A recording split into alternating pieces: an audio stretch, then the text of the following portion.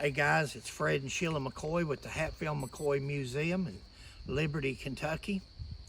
FredMcCoy.com for all the information.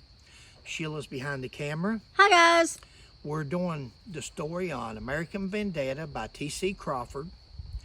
This is going to be part 6, and I promised on part 5 that this would be the last part, but I'd overlooked a couple of sheets of paper here, so it's not going to be. Of course, you don't have to watch them all, but I found some interesting stuff, and I hate to skip anything because if you're like me, it may be the very thing that you find interesting out of all of it. So there's probably going to be one more part after this if I'll go ahead and get started.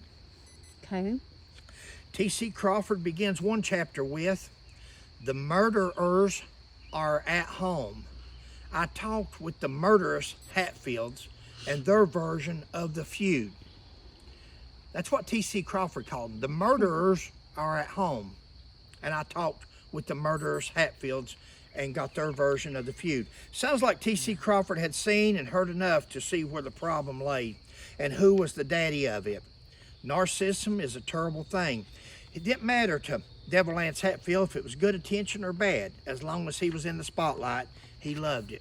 And that's sad, but it's true. That's just the way Devil Anse was. He didn't care if he was killing somebody's children or if they was burning somebody's house. He didn't care. As long as he was in that newspaper or standing there getting that picture taken or an artist or drawing him, he loved it.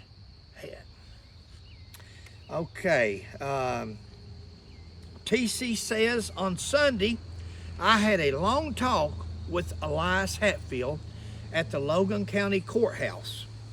Elias is one of the best in the whole family by far. He's talking about the Hatfield family, and he says Elias Hatfield is one of the best in the whole family by far. Wow. From all the research Sheila and I have done throughout the years, we would agree. Good Elias made his name proud and lived up to it, about the same way that Devil Anse did his name as the devil. All the descendants of Good Elias, including West Virginia's 14th governor, Henry D. Hatfield, can be proud of their West Virginia lineage. I don't know who in all of ours related to Good Elias Hatfield, but we have never heard nothing but good things about Good Elias. And you know, Smith Hatfield and the other brother, Patterson was it? They didn't even get involved in the feud one way or the other. And they didn't let Devil Anse influence them. Elias didn't let them influence him. The ones that was influenced by Devil Anse was Ellison and Wall Hatfield. And both of those guys are dead. They died. C Crawford says that everyone he spoke with regarded Good Elias in the highest of terms. And we say that's character. That's good. What people say behind your back, that's what counts. What people says behind your back is what matters. And C Crawford says, on the way to the Logan Courthouse, there was nothing and nowhere to eat or drink, and few places that one could stop or lay his head. TC says Anse Hatfield, the celebrated leader of the family and talking terror of the county, lives miles from the Logan Courthouse. Sounds like TC had old Anse figured out. The talking terror of the county. That's what TC labeled Devil Anse. And if you'll listen through here and all these comments at TC, he really dogs Devil Anse. And you know, I know people tries to build Devil Anse up over the years, but guys, this is a man that met Devil Anse. This is a man that talked to him, spent time with him, ate with him, slept in his bed, all these different things. This guy knew him, and he wasn't fooled by him. This is what he's saying about Devil Anse Hatfield. TC says there are over 3 men. There's not over 3 men in Virginia who could see or take another person to see Anse Hatfield. Wow.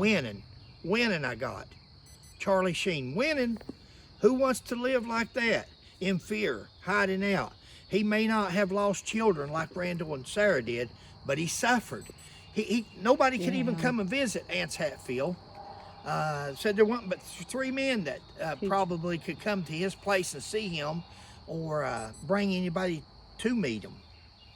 TC says that every Hatfield he met or worked for Ance Hatfield possessed a Colt pistol, a Winchester rifle, or both. Wow. Mr. Dotson. C Crawford said, as Ance piloted us towards his cabin, I noticed 3 able-bodied men, all armed with Winchesters, patrolling. TC says, inside his primitive dwelling, wait a minute, this is a millionaire, had $5 million, somebody once said. A millionaire, but yet TC Crawford, I was never at his house. These people that says he had $5 million was never at his house. TC Crawford was at his house. And TC Crawford says, inside of his primitive dwelling, which was a log home with only 2 rooms, I noticed 4 beds. And on the beds was a formidable array of Winchesters. It looked like a small armory. Wow. Once again, brings me to mind Thomas Dotson's book, and where he states several times the Hatfields were underarmed and only had flintlocks and muzzle loaders. Say anything to have enough sentences to say you wrote a book, but that was an untrue and inaccurate statement when he said that, because the Hatfields actually had better weapons than the McCoys of the Kentucky side. You can see that just from their pictures. TC says they entered the cabin. When they entered the cabin, the notorious Cap Hatfield raised off the bed and strapped on his gun belt. A man known for having the most vicious temper, most cruel propensity, or whatever that word is, propensity, in the whole Hatfield tribe. His attitude, his personality, he was sad. He was, I thought, was it melancholy? Or was that's okay. here in a minute. TC Crawford says Hatfield is credited by the community with having committed several murders. TC says that Cap Hatfield is credited by the community with having committed several murders. Wasn't going to, but since TC seems to confirm what Stephen Hatfield, a friend of ours, me and my friend was there visiting one time, and I'm gonna go ahead and share it. Once upon a time, I got ready down at the museum, and this will be the last one. I'll go one more part because I want to tell this story. Okay.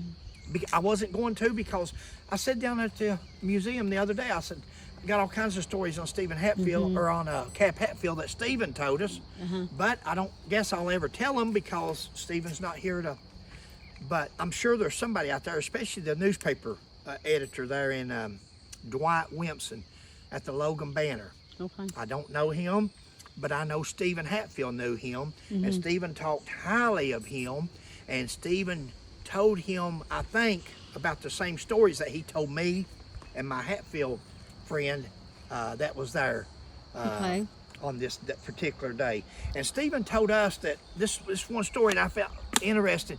He told us that his grandmother had told him that Cap would just shoot people. Anybody at Cap seen that he didn't recognize or he felt was a bounty hunter, a threat or something? A threat, he would shoot them. Wow. And he says that one day his grandmother saw Cap. They were out by the river, and a boat was floating by. Had 2 guys in the boat. And Stephen said they could have been fishing. He said he don't know. But it just had these 2 guys sitting in this flat bottom John boat floating down the Tug River. And Cap raised his rifle up and shot one of them, come up and shot the other one. And said they slumped over into the boat, both of them, and the boat just drifted on down the river. And you know, that's 2 people during that time in somebody's life that come up missing. I don't know if they ever found them on down Big Sandy, the Guyandock, the Tug, wherever. But those 2 guys just floated on down. And I think that was a true story, knowing Cap's reputation and knowing what people said about him. So it's an interesting story to us anyway. Guys, we got one more part. This will be number 7 coming up. Number 7. Number 7 coming up, and we'll be through with it. Catch you next time. Please like and subscribe. Bye.